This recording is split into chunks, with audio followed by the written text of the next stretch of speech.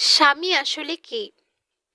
বর্তমানে ফেসবুক খুললেই দেখা যায় স্বামী, শাশুড়ি, শ্বশুরের নিয়ে মানুষের অভিযোগের শেষ নেই।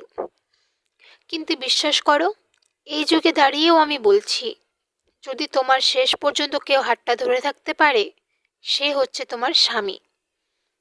মুষ্টিমেয় কয়েকজনকে বাদ দিয়ে বাদবাকি পৃথিবীর বেশিরভাগ স্বামীরাই বউয়ের প্রতি যত্নশীল হয়।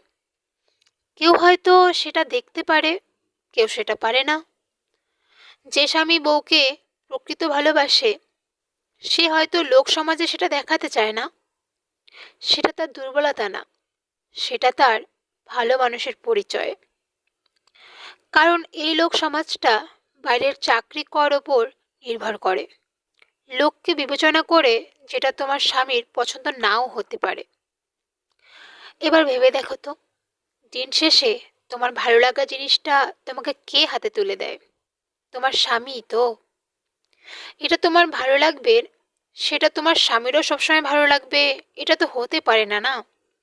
কারণ মানুষটা দুটো তো সম্পূর্ণ আলাদা। তোমার স্বামী সবার সামনে তোমার তোমার যে ভালোবাসা দেখায় না, তার মানে এই নয় সে তোমাকে ভালোবাসে না। সে সবার মতো এত ছোট ছোট বিষয় নিয়ে নাটক করতে জানে না। ভালোবাসাটা তো মনের মধ্যে হয়।